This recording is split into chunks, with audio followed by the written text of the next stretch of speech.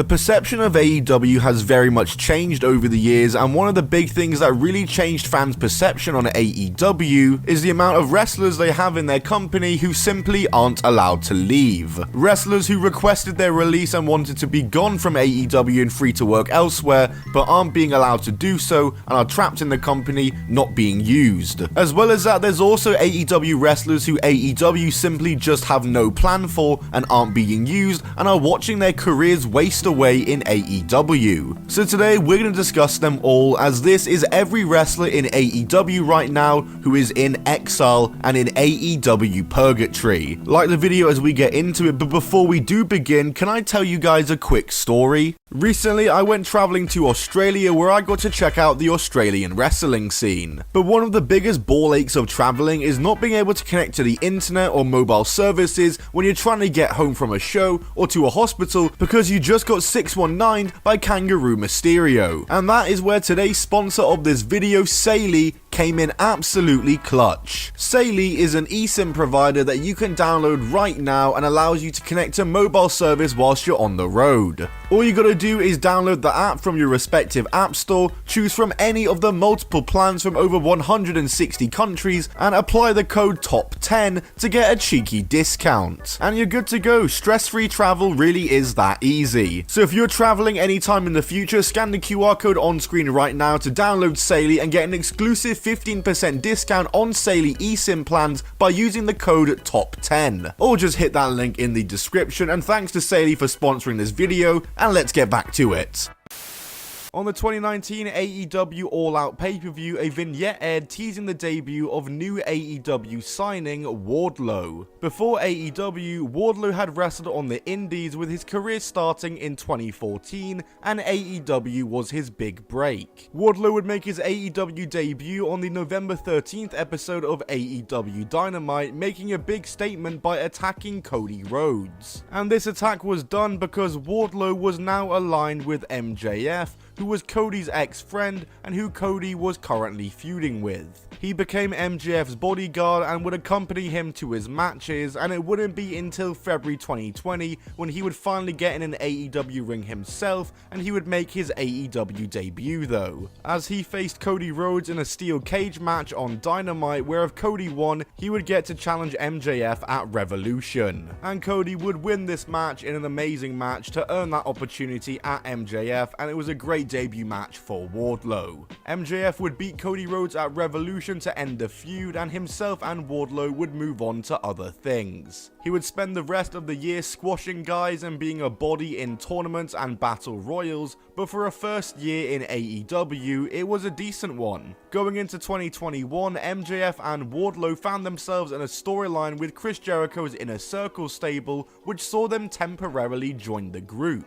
There was months and months of tension with what MJF's true intentions were, and sure enough, in March of 2021, MJF and Wardlow turned on the Inner Circle to form their own stable, as alongside Shawn Spears and FTR, they would form The Pinnacle. The Pinnacle established themselves as the top heel stable, and they would cement this when they defeated the Inner Circle in a Blood and Guts match. The Inner Circle vs Pinnacle feud would conclude over summer when the Inner Circle would beat them in a Stadium Stampede match at Double or Nothing. And then Wardlow was beat by Jake Hager in an MMA rules match, and MJF lost to Chris Jericho at All Out. And for the rest of the year and start of 2022, tensions between Wardlow and MJF and the rest of the Pinnacle would arise, as early 2022 would also see the feud between MJF and CM Punk take place, which for my money may be the best feud AEW has ever done, was the MJF and CM Punk one. And of course, Wardlow was involved in the feud, and after MJF beat CM Punk on Dynamite, they would face again in a dog collar match at Revolution,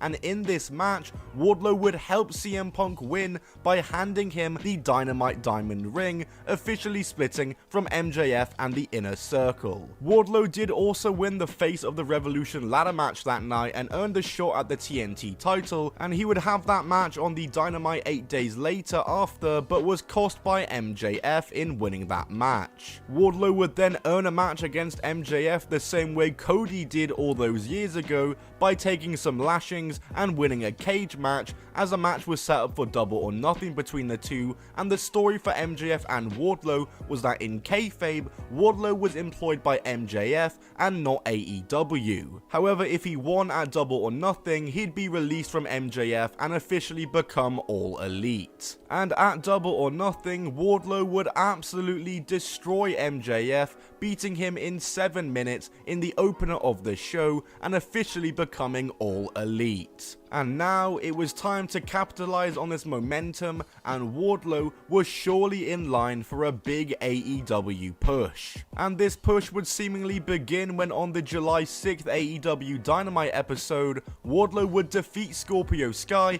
to win the TNT Championship, his first title win in AEW. Wardlow's TNT title reign would start off well as he defended against the likes of Orange Cassidy and Jay Lethal, but after this, all his title defenses were either meaningless squash matches or just random matches with no build against random lower card opponents who obviously weren't gonna win. Wardlow's first TNT title reign would last all the way until Full Gear, ironically his only pay-per-view title defense, where he lost the belt to Samoa Joe in a 3-way match also involving Powerhouse Hobbs. Wardlow's reign lasted 136 days, where not really much happened and not really much was achieved in order to elevate Wardlow, and the title was more or less just a prop, and in fact, Samoa Joe, who won the belt off him, held it for half that time across 2 reigns and had a much more impactful reign than Wardlow. Wardlow disappeared following his title loss but returned in time for the next pay-per-view Revolution 2023, where he challenged Joe for the TNT belt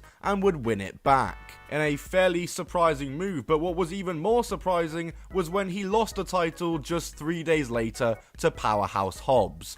Oh, okay, but you want to know an even more shocking move is that he'd win it back just about a month and a half later. He'd become a 3-time TNT champion, and none of these reigns meant anything. This third reign would last under just 2 months, and despite an opportunity to redo what they couldn't with his first reign, Wardlow's third TNT title reign fell completely flat. He spent much of the reign squashing people in non-title matches, and he would get a big pay-per-view win over Christian Cage, but throughout his feud with Christian, he was very much the side character, and Christian would end up with the title anyway as Wardlow lost it to Luchasaurus on the premiere episode of Collision. Wardlow would then disappear from AEW again. He came back in October 2023 as a heel once again, as he would, you guessed it, spend the rest of the year squashing jobbers. But he was also teasing that he was coming after MJF, and sure enough, at the end of the year at World's End,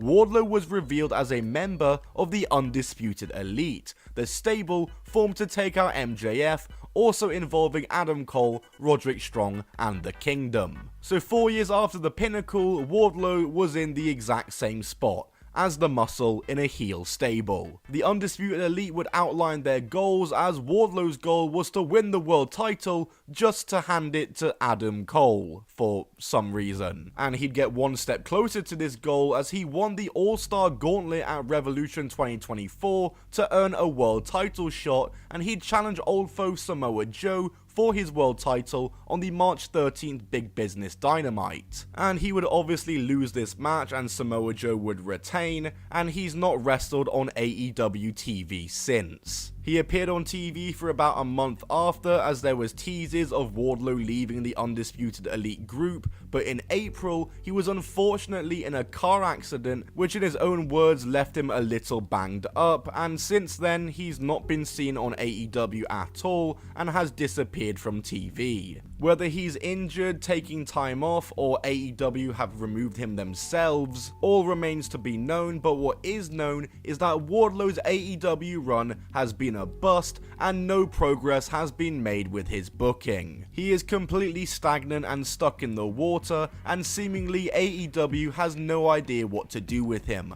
Like I said, it's been 5 years and he's in the same spot he was in back in 2020. His TNT title reigns did nothing for him, as the belt was simply just a prop, and his matches defending the belt had no heat, no story, and were just purposeless. Wardlow was not elevated from these reigns, and if anything, they just hurt his career more. I feel like AEW had intentions to push him at one point, but following the roster just getting more stacked and stacked with more signings and shiny toys, Wardlow has simply got lost in the shuffle and just isn't near the top of the pecking order anymore. They clearly didn't have a plan for him post MJF and thought throwing him the TNT title was enough, but like I said, those reigns did nothing, and clearly there was no plan for them either. Overall, Wardlow has been a fumble in AEW, and I don't see him ever hitting the heights that many thought he could be able to at some point, and I can't see him ever reaching the level of overness that he was on when he beat MJF.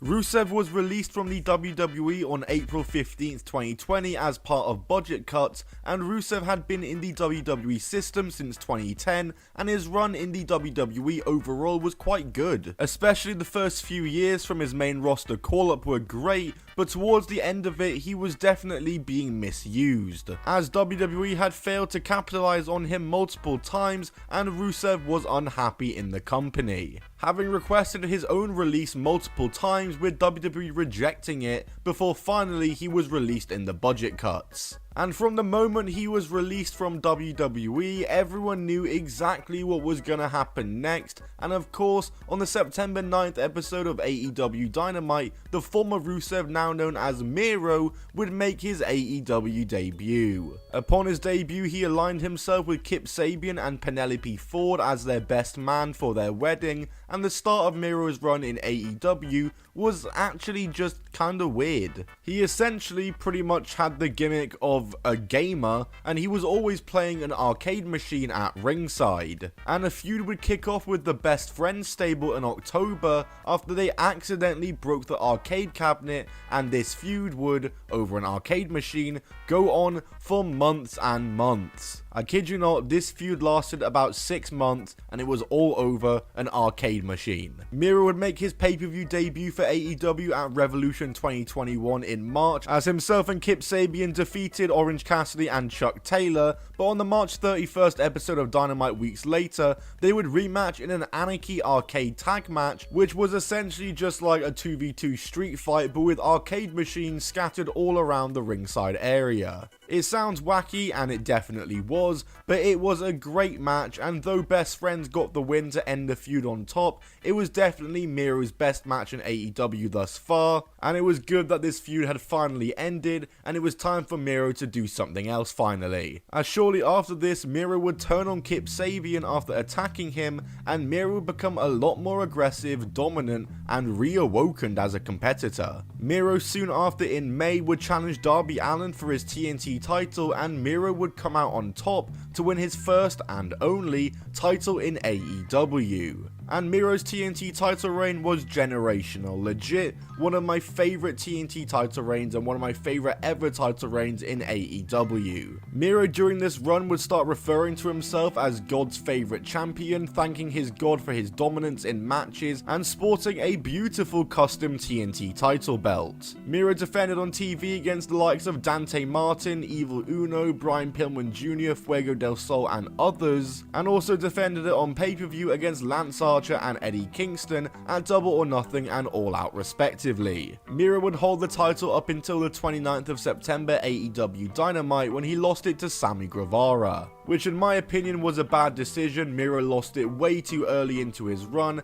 and the TNT title did pretty much go to shit after this, so yeah, not a great decision. After this, Miro would go off TV for a little bit of time, but would return to enter the Full Gear World Title Eliminator Tournament in November, as he filled in for Jon Moxley. He defeated Orange Cassidy in the semi-finals, but in the finals was defeated by Bryan Danielson. And then after this, Miro would take even more time away to deal with a hamstring injury and other projects away from wrestling. He'd return in June of 2022, just in time to qualify for a 4-way match at Forbidden Door to crown the first ever All-Atlantic champion. This match was of course won by Pac, and after this, Miro's appearances with AEW would be more sparse again, as he essentially disappeared again until the build-up to All Out, when he was randomly booked in a 6-man tag alongside Darby and Sting as they defeated the House of Black at All Out in a very random match like I said. And then after this, Miro would disappear off TV again, and this time for even longer than before, and not because of any injury. Miro would go absent for months again unexplained after All Out, and it was reported that the reason for this was that AEW didn't have any creative plans for him,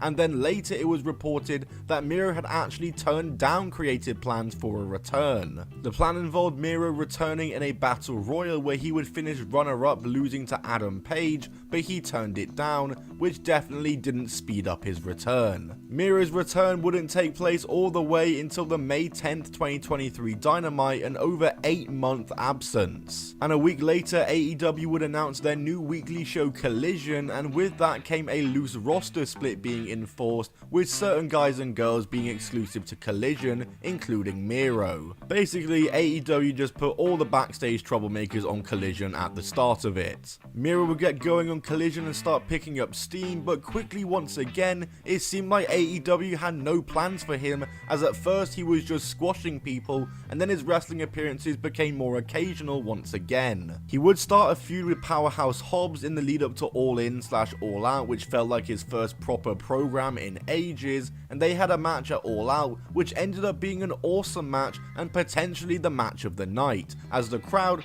was super hot for the slapping of meat. He'd continue on through the end of the year and would start feuding with Andrade, who had Miro's wife at the time, CJ Perry, by his side, aka the former Lana from WWE, and the two had a match set for the World's End pay-per-view at the end of the year, which was set to be Andrade's final AEW match. And Miro would pick up the victory in this match with help from CJ Perry, but right after this, can you guess what happened? Well, of course, Miro disappeared from AEW TV once again, and we haven't seen him since. Miro took to social media to say he had been working injured since September, and after this, he was then taken off TV, which is puzzling because why was he working with an injury for that long? And Miro did clarify that this was a shoulder injury that he was recovering from. Miro would remain off TV for the entirety of 2024, and in September, it came out that Miro had actually requested his release from AEW. Miro is still listed as a member of the AEW roster though, and no update has came off of this since, and so one can assume that he is still within the company and trapped in AEW purgatory, with his contract running until 2026, so it could be a while before we see Miro in a wrestling ring again. Ricky Starks has been in AEW for nearly 5 years now. He signed for AEW during the pandemic in 2020 and had a solid few years in AEW, being part of Team Taz, facing Sting, winning the tag titles, feuding with CM Punk and beating him, being some of his biggest moments in the company. However, throughout Ricky Starks' entire AEW run, his push hasn't been consistent, and AEW have constantly failed to capitalize on his momentum and push him to the next level when there were opportunities to do so. His last match in AEW took place on the March 30th AEW Collision, as he teamed with Big Bill and they took on Top Flight in a tournament match. A match that Ricky Starks and Big Bill were actually supposed to win, but the match had to be cut off early, with Top Flight instead taking the win after there were fears that Ricky Starks may have got concussed. And as per protocol, the finish was rushed, with Top Flight now being the winners. However though, this ended up just being a false alarm and just a concussion scare,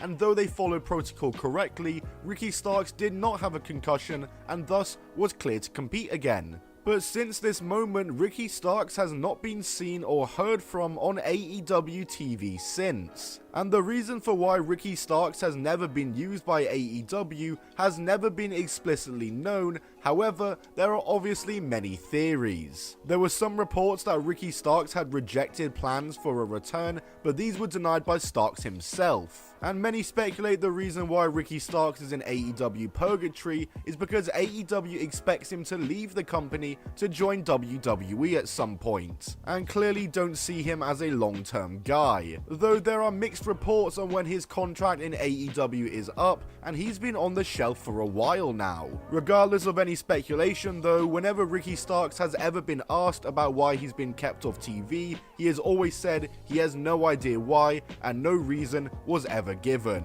And this all brings us to where we are now, as like I said, Ricky Starks has been on the shelf for 8 months, and on November 23rd, Ricky Starks would take matters into his own hands when he found work elsewhere himself and would appear for GCW. And in his return promo for GCW, he would address his absence from AEW, stating that he wasn't going to sit at home and let his career dwindle. And with that, more GCW matches and appearances were announced for Ricky Starks, as well as other indie appearances even being announced for GCW's upcoming Hammerstein Ballroom show, a topic that we will definitely get onto later. And then 2 days later, everything would kick off when Ricky Starks appeared on Chris Van Vliet's YouTube channel for an interview, and he had a lot to say about his AEW career. He reaffirms that he's clear and healthy and has no idea why he's been left sitting at home for as long as he has. He then discusses the time it was leaked that he visited Cody Rhodes at the Royal Rumble last year,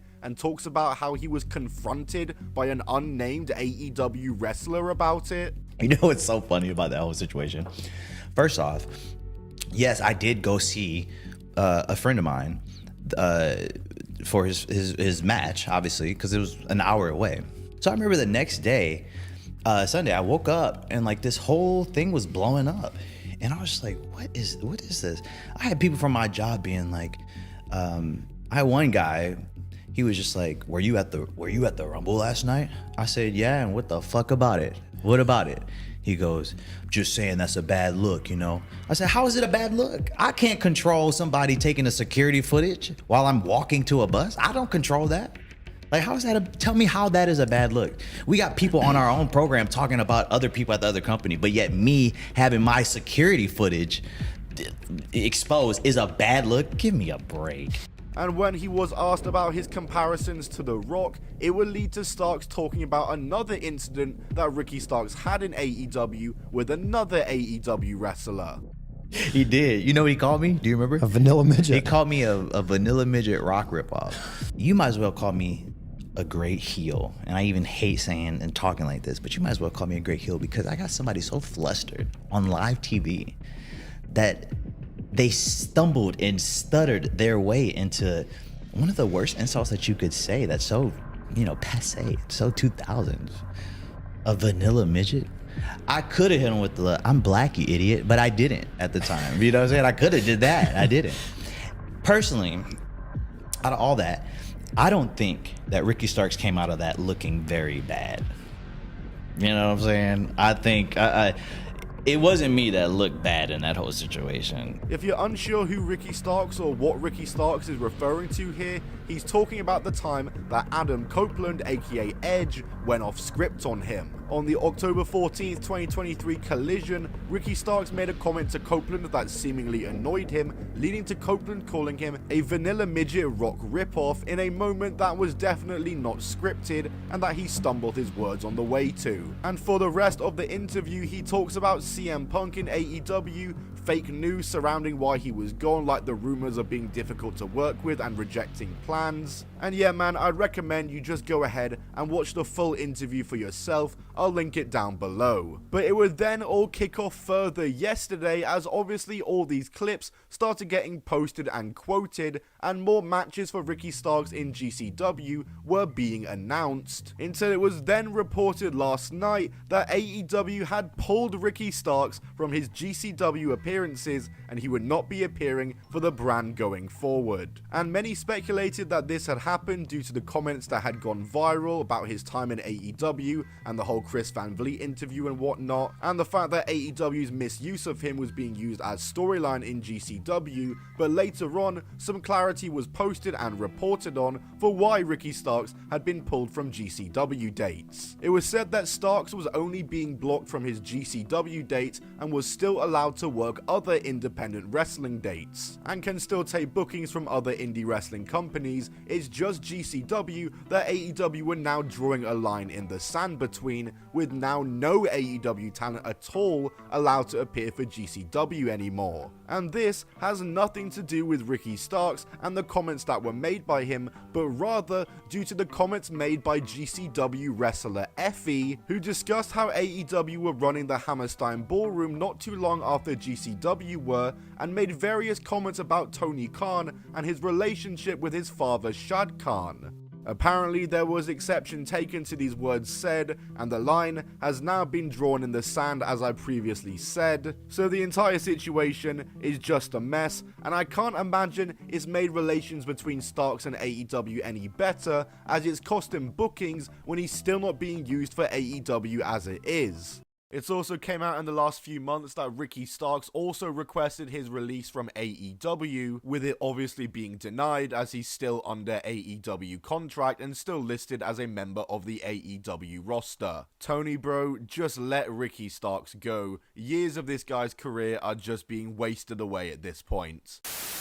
Rey Fenix has been wrestling for a long time, having made his debut in wrestling all the way back in 2005, and he is the brother of wrestler Pentagon Jr., who has gone under many names, most recently going under Penta El Zero Miedo. Together they're known as the Lucha Brothers, and they were teamed together across various promotions, namely AAA, Lucha Underground, TNA, CMLL, and every indie promotion under the sun, having great success and winning titles in nearly every company whose doors they walked through. In 2018, they were part of the original All In show, and then a few months later at the start of 2019 when All Elite Wrestling was formed, they were signed to the company as OG members of the AEW roster. The Lucha Bros spent much of their first year in AEW feuding with the Young Bucks as they exchanged wins in a great series of matches. It was also the Young Bucks who 2 years later they would beat at All Out 2021 to win the AEW tag titles for the first and only time. And along the way they also picked up and were joined by Puck to form the Death Triangle trio, and the Lucha Bros tag title reign lasted until the start of 2022 when they lost them to the Jurassic Express in a match where Fenix dislocated his elbow pretty graphically, and when he returned from injury, himself and Death Triangle were looked to capture the newly introduced trio's titles, but lost in the first round of a tournament for them. The tournament and titles were won by the Elite, who the same night were involved in some incidents that led to them getting suspended and being stripped of the titles, and Death Triangle would go on to capture those vacant belts, winning them in September of 2022. Following the Elite's return, they'd feud with Death Triangle in a best of 7 series over the belts, with the Elite coming out on top at the start of 2023. And Fenix would see more gold in 2023 as the Lucha Bros won the Ring of Honor tag titles, and Fenix would also win the international title. Though this was not meant to happen and was not the original plan for this match, as champion Jon Moxley got injured during the course of the match with a concussion, and so they were forced to change the finish on the fly, and Rey Fenix picked up the victory and won the international title in what was essentially now an accidental title reign. And Fenix's international accidental title reign only lasted 2 weeks as he lost it to Orange Cassidy. And since this, Rey Fenix and Penta's usage on TV has been inconsistent, and they haven't really done anything meaningful or of note or been part of any big programs since this. Which takes us over to 2024, where earlier this year rumors began arising that the Lucha Brothers were set to be on their way out of AEW and on their way to WWE. However, it was then reported soon after that whilst Penta's contract was coming up, Rey Fenix wasn't going anywhere, as Rey Fenix had just had injury time added onto his contract by AEW, which was later reported to be an extra year, essentially trapping him in the company until the end of 2025. And these reports were proven correct when this past week Penta was removed from the AEW roster page, as it was reported he was now a free agent, whereas Rey Fenix's profile still remains up. Rey Fenix is essentially trapped in AEW until the end of 2025, and Rey Fenix is seemingly not very happy with how he is not allowed to leave, and has tweeted and now deleted various posts on Twitter, as he first tweeted out saying, "No one stays in a place where they received inhumane treatment, and then 2 days later tweeted, "I needed a doctor and you ignored me for months." And the same day as that tweet, a report came out that was tweeted out on Twitter which described the Rey Fenix situation as a huge injustice and saying that there's a real story behind the situation, which Rey Fenix would respond to by describing it as, "So far, the most accurate comments." However, if you heard what I said earlier, Rey Fenix has since deleted all these tweets. So yeah, something very fishy is going on here. Maybe the most worrying tweet is the one about him being ignored when needing a doctor, which many pointed to CM Punk's interview with Ariel Helwani, where he said something similar and how he experienced something similar about how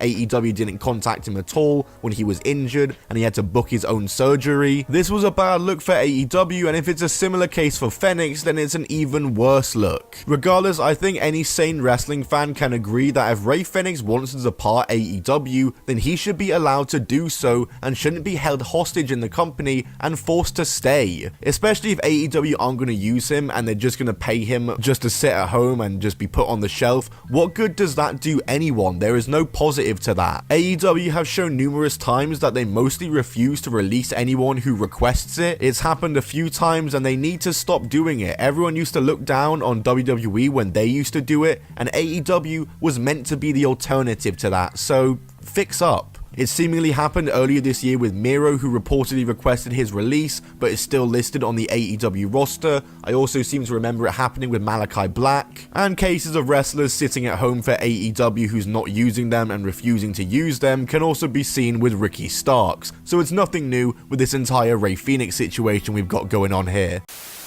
Camille made her wrestling debut in 2017 under the name of Camilla Kane and began working the regional independent scene, but would get her first bit of exposure in 2018 when she would make her first of many appearances for the National Wrestling Alliance, as she made her NWE debut on the NWA 70th anniversary show under the Camilla Kane name, debuting as Nick Aldis's insurance policy to equal the odds against Brandy Rhodes for his world title match against Cody Rhodes. She'd continue to accompany Aldis in NWA as his valet through the rest of the year and would get even more exposure in 2019 when NWA Power began airing weekly on YouTube, and she was now under the new ring name of Camille. On that show, she was still by Aldis's side as the two of them would help form the Strictly Business stable alongside Tom Latimer, Royce Isaacs, and eventually Chris Adonis. She also wouldn't have her first NWA match until 2020, all the while she also had remained silent and never said a word in the NWA and never even spoke, but she finally would on the same night she had her first match. Her next appearances and matches for the NWA though were delayed as the pandemic took them off the air, and when the NWA did eventually return to air, the roster was much thinner, and so an opportunity for Camille to break through was presented, as NWA would very much take that, and on their return show back for the Attack, Camille would defeat Thunder Rosa, who was easily the top female in the NWA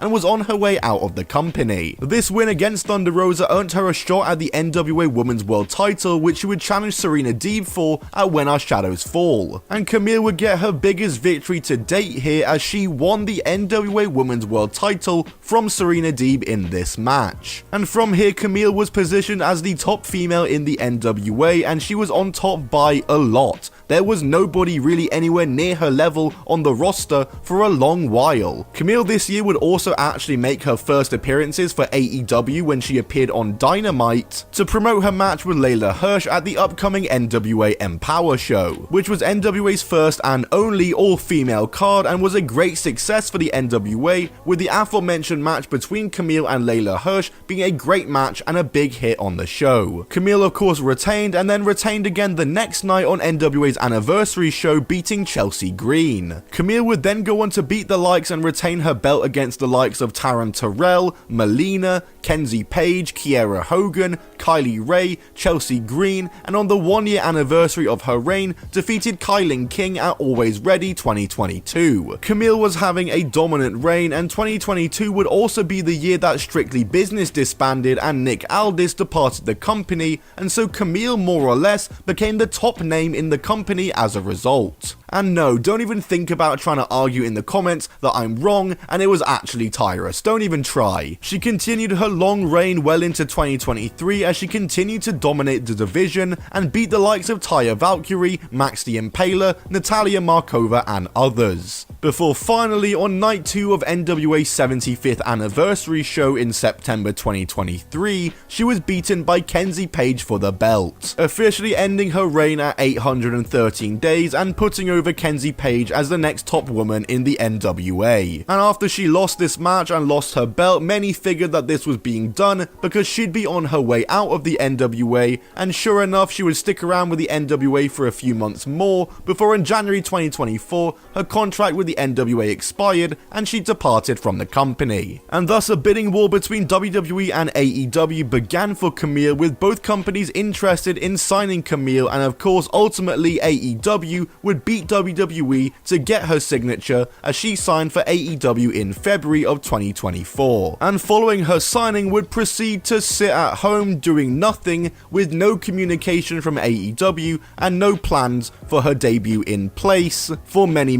months, with Camille obviously not being very happy about that. However, she would finally make her AEW debut at July's Blood and Guts event as she attacked Britt Baker and officially became the muscle for TBS champion Mercedes Moné. She had her first match the next week, squashing a local jobber, and then the next week she beat another 2 jobbers in a handicap match. Her next couple matches were on Rampage, all once again squash matches, as she still hadn't had a proper singles match yet, and we were in October now. That was until Queen Aminata had a match with her on the 23rd of October Dynamite, where she got the win in a match that actually went more than 3 minutes. And this was done to prepare her for her next match, which would be the very next week against Chris Statlander, in a women's hoss match where Camille would suffer her first defeat. This match took place because Statlander was feuding with Mercedes Moné over her TBS championship, and following Camille being defeated, Camille was pretty much buried for the very rest of this feud. She was constantly being destroyed by Statlander every week, with Mercedes Moné herself throwing her to the wolves every week and just making her look like a total jabroni. And after continuous mistreatment to Camille from Mercedes Moné, the two would officially split on the Thanksgiving Dynamite, ending their alliance at just over 4 months long. Camille seemingly turned face in this interaction, and so it was going to be interesting to see where she went from here and how AEW were going to book her and use her. But sure enough, days later on Rampage, Camille was found laid out backstage surrounded by chairs, seemingly a mystery attacker angle, but Camille has not been seen or mentioned on AEW since this, and I have a feeling that AEW did this angle not to set up a match or anything with her, but instead to write her off TV because they don't have any plans for her. Camille's entire AEW run from the start has just been weird, and the entire thing just screams that AEW never really wanted Camille and only signed her in order to make sure that WWE couldn't get her. Even from the start it was weird. She didn't debut for 4 months until after she signed, just sitting at home. She debuted as the muscle for a champion, which isn't a bad spot to start off in, but also the same starting point she had in the NWA years prior. But from there she only had like 2 actual matches, and when they finally had her show a bit of character, they write her off TV immediately with some shoddy mystery attacker storyline, which I'm almost certain just isn't gonna go anywhere. I just can't see AEW ever coming back to this angle, back to this storyline with the mystery attacker, and I think there's even a chance that we could just never see Camille again because AEW has no clue how to use her. You'd think they would have done a match between her and Mercedes Moné, and apparently there were plans for this to happen, but I doubt it ever happens and they never revisit it. And hey, even if they do revisit it, it's a heatless match because Camille hasn't been mentioned for months, and she was written off in an angle that hasn't even been referenced once on a show that doesn't even exist anymore. I don't know what the plan is or was for this with who attacked Camille. Was it gonna be Mercedes or just someone else?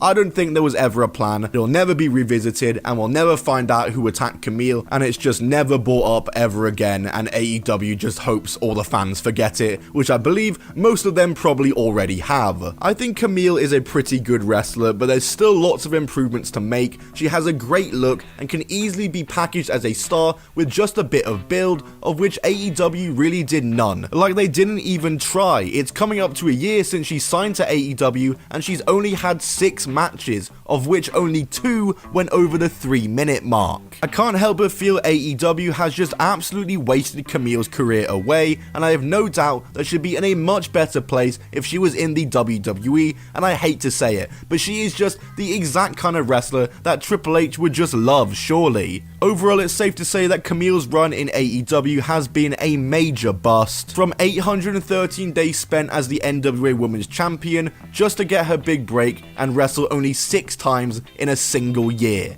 Ouch.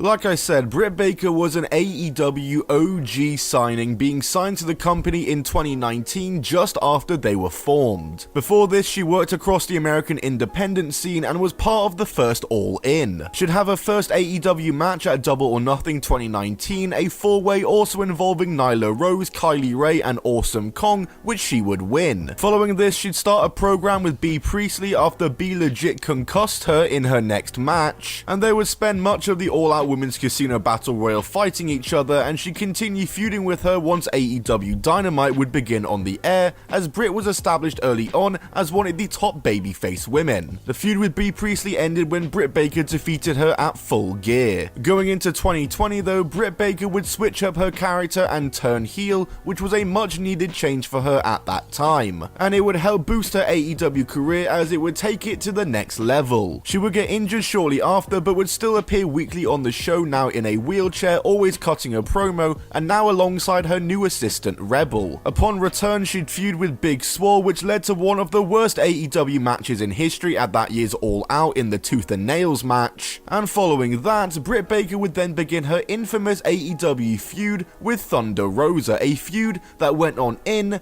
and out of the ring, but we'll get to that part in just a moment. Britt and Thunder exchanged wins in a good set of matches, including the Lights Out match in the first AEW Women's Main Event, a match that got critical acclaim and is perhaps the best of Britt's career. Britt earned herself a Women's World Title match following this program, which she'd get at Double or Nothing 2021 against Hikaru Shida, and she would pick up the victory here in this match, winning the AEW Women's World Title for the first and so far only time in her AEW career. And Britt's reign, I thought, wasn't bad. It lasted quite a while too, going nearly a year, as she retained against many opponents and picked up Jamie Hayter as an ally along the way, before coming face to face with old foe Thunder Rosa once again. Britt Baker and Thunder Rosa would get into a feud once again, this time over the AEW Women's World Title, and Baker would retain over Thunder Rosa at first at Revolution 2022, before then losing the belt to Thunder Rosa soon after on Dynamite, ending Britt Baker's reign at just under a year, as Thunder Rosa's reign as champion lasted only a couple of months though, as she was unable to defend the belt due to injury, and a new interim, eventually lineal champion was to be crowned in her place. But during the course of her reign, fans took notice at an incident she had during a match where she allegedly sandbagged her opponent, with Britt Baker noticeably liking a tweet accusing and criticizing Thunder for it. And that, if you don't know, is where this infamous photo comes from. Following Thunder Rosa's injury though, there would be some more interesting online activity from Britt, as she called into question the legitimacy of Thunder Rosa's injury, which Thunder Rosa of course went on to deny, and many fans were confused about these altercations. And it was then reported shortly after and reveals that Britt Baker and Thunder Rosa had issues with each other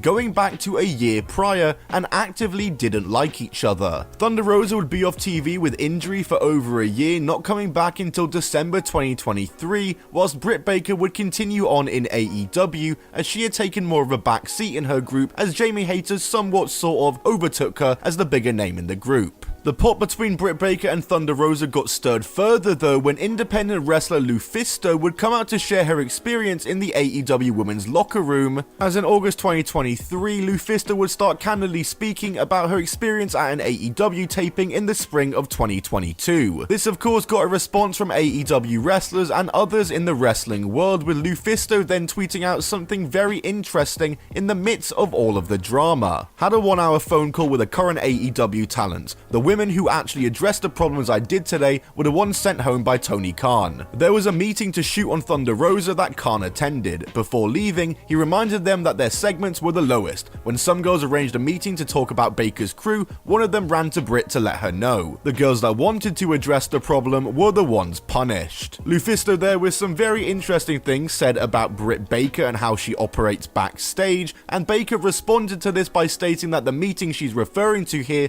was actually called by Thunder Rosa herself, as she wanted to clear the air with the locker room, and Thunder Rosa even herself has said that she's apologized to the locker room, so I imagine this is what it's all about. It's still all a bit confusing though, isn't it? In 2023, Britt Baker would go away from AEW for some time due to injury, and she'd come back in 2024 to challenge Mercedes Moné for the TBS title. The match, obviously, we don't need to talk about it at all, but in the build up to the match, it was found out that Britt Baker had got suspended. And this happened due to a weird backstage situation with MJF, of all people. Reportedly, Britt Baker was venting frustration she had with MJF to the women's locker room, which AEW interviewer and MJF's girlfriend Alicia Atu overheard. MJF then confronted her about it, and there was an investigation from HR and the disciplinary committee, and Britt Baker was suspended for 2 weeks. A weird and vague situation to say the least. Since then, her TV time has been sporadic, and the last time we saw her, she was saying nobody cares, as she was being confronted by Serena Deeb for seemingly a new feud or storyline, which never happened, as Britt Baker has not been seen on AEW TV since. And that all brings us to where we are now, where a report came out recently that Britt Baker's AEW future is up in the air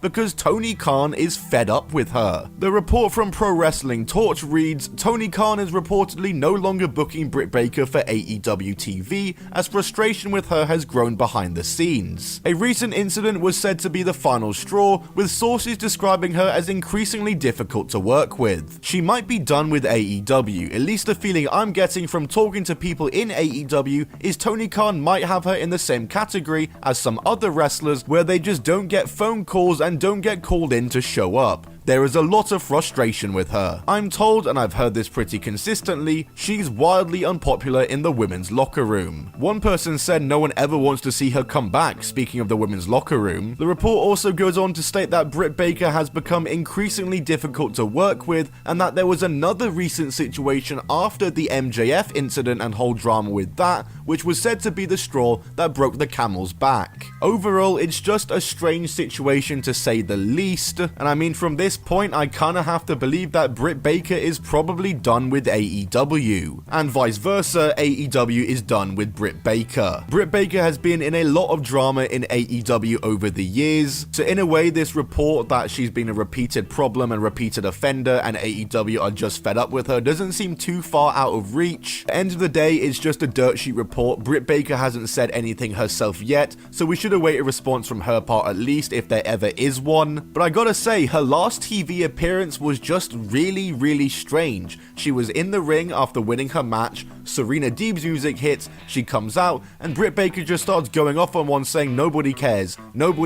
to the cameras. Which is just strange because you get the impression that Serena Deeb was coming out there to promote a new feud with her or storyline or program with her, and Britt Baker saying nobody cares isn't really helping promote that, is it? There's no reports out there that I've seen that outright say anything about that moment there, and if she caught any heat for that, and if that was part of this entire decision to not call her back to TV. The thing with Britt Baker though, either way, even just putting all the drama and stuff aside, and however she is backstage aside, is I don't know where Britt Baker fits into the AEW women's division anymore anyway. When AEW first started, she definitely stood out, mainly due to the fact that she got a lot more mic time compared to other women on the roster, but as the AEW women's division has grown and diversified, and there's more TV time and opportunities for more women, and Britt Baker, I think in a way, has kind of fell behind and is no longer near the top of the pecking order in terms of the AEW women's division, and nowhere near the top in terms of who's the best. She was definitely up up there at one point a few years ago as one of the best in the division, but at this point in the last few years, I can name so many more women in the division that I'd rather see get pushed and on TV than Britt Baker, unfortunately. I think her match with Mercedes Moné was the straw that broke the camel's back for a lot of AEW fans, as that match did not deliver and the fans kind of lost trust in Britt Baker after that match, I feel. As for Britt Baker's future in AEW, I don't know what her contract situation is when it expires.